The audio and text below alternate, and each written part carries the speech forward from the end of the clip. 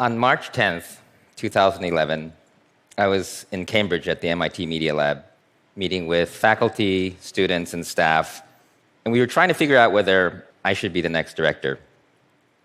That night, at midnight, a magnitude 9 earthquake hit off of the Pacific coast of Japan. My wife and family were in Japan.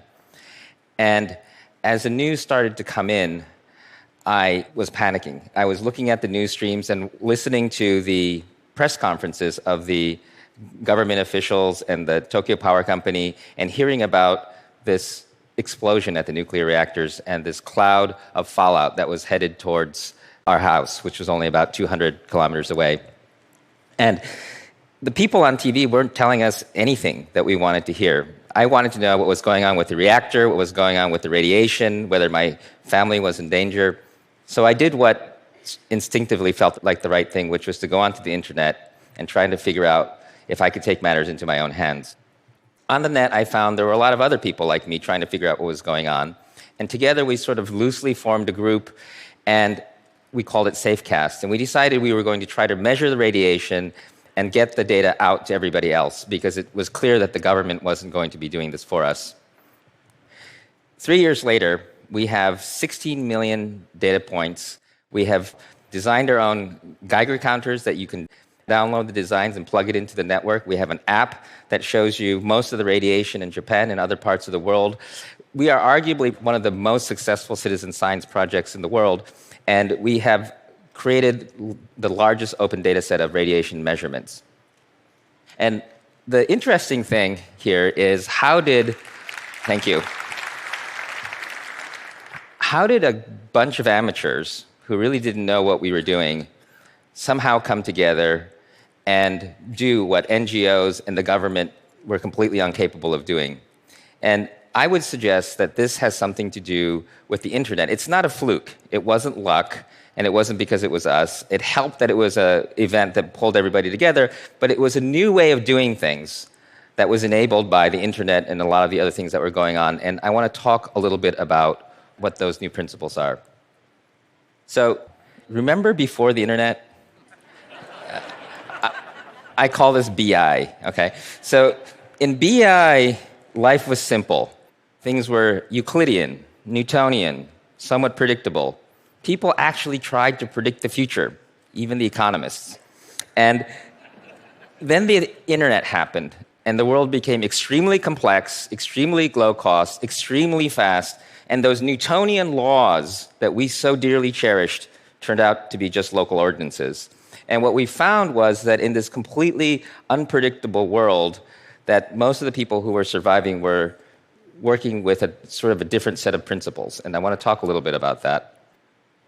Before the internet, if you remember, when we tried to create services, what you would do is you'd create the hardware layer and the network layer and the software, and it would cost millions of dollars to do anything that was substantial. So when it costs millions of dollars to do something substantial, what you would do is you'd get an MBA who would write a plan and get the money from VCs or big companies, and then you'd hire the designers and the engineers, and they'd build the thing. This is the sort of before internet BI innovation model. What happened after the internet was the cost of innovation went down so much because the cost of collaboration, the cost of distribution, the cost of communication, and Moore's law made it so that the cost of trying a new thing became nearly zero. And so you would have Google, Facebook, Yahoo students that didn't have permissionless innovation, didn't have permission, didn't have PowerPoints. They just built the thing. Then they raised the money. And then they sort of figured out a business plan, and maybe later on they hired some MBAs. So the internet caused innovation, at least in software and services, to go from an MBA-driven innovation model to a designer-engineer-driven innovation model.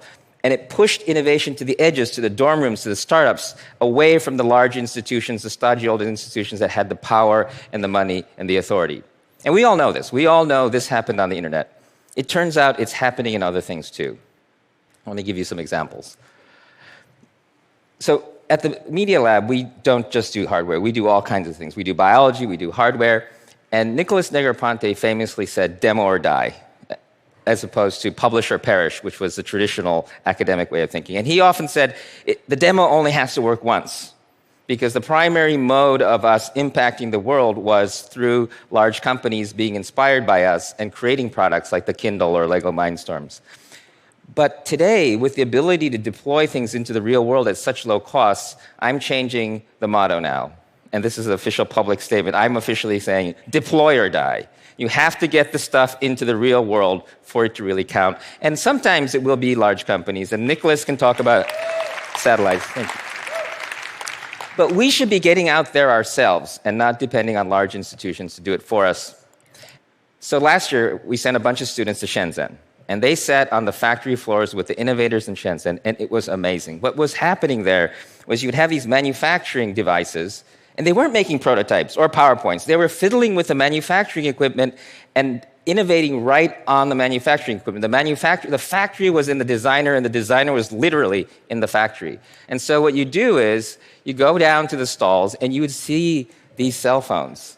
So instead of starting little websites like the kids in Palo Alto do, the kids in Shenzhen make new cell phones. They make new cell phones like kids in Palo Alto make websites. And so there's like a rainforest of innovation going on in the cell phone. What they do is they make a cell phone, go down to the stall, they sell some, they look at the other kids' stuff, go up, make a couple thousand more, go down. Doesn't this sound like a software thing? It sounds like agile software development, A/B testing, and iteration. And what we thought you could only do with software, kids in Shenzhen are doing this in hardware. My next fellow, I hope, is going to be one of these innovators from Shenzhen. And so what you see is that is pushing innovation to the edges. We talk about 3D printers and stuff like that, and that's great, but this is Limor.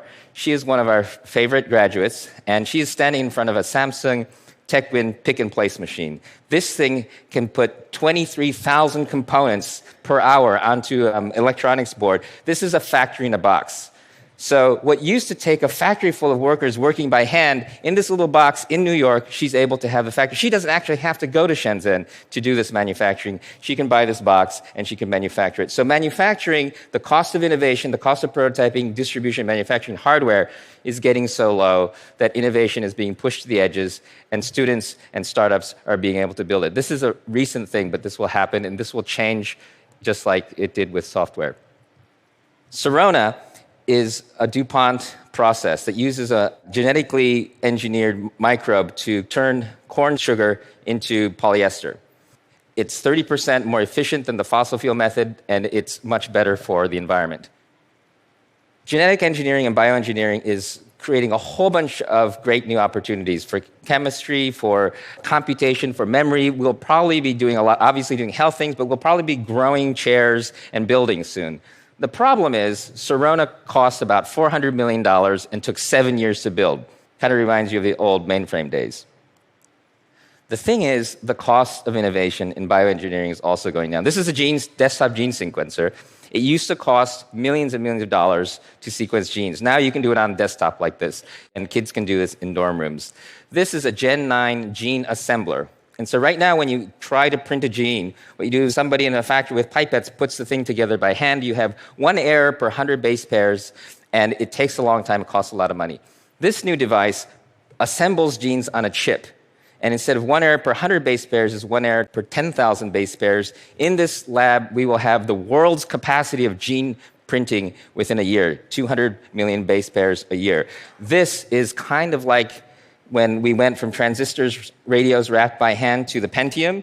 This is going to become the Pentium of bioengineering, pushing bioengineering into the hands of dorm rooms and startup companies.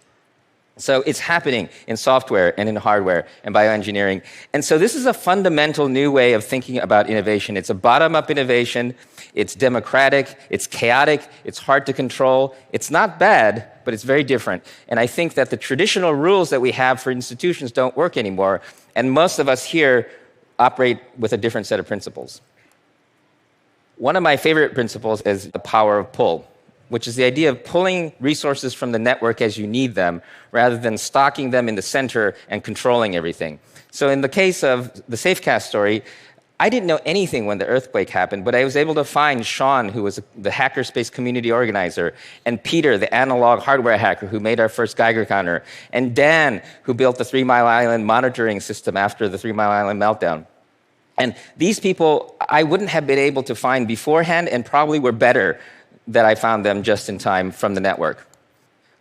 I'm a 3-time college dropout, so learning over education is very near and dear to my heart. But to me, education is what people do to you, and learning is what you do to yourself.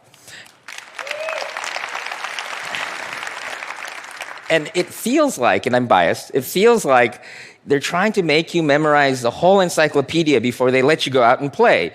And to me, I've got the Wikipedia on my cell phone, and it feels like they assume you're going to be on top of some mountain all by yourself with a number 2 pencil trying to figure out what to do, when in fact you're always going to be connected, you're always going to have friends, and you can pull the Wikipedia up whenever you need it. And what you need to learn is how to learn.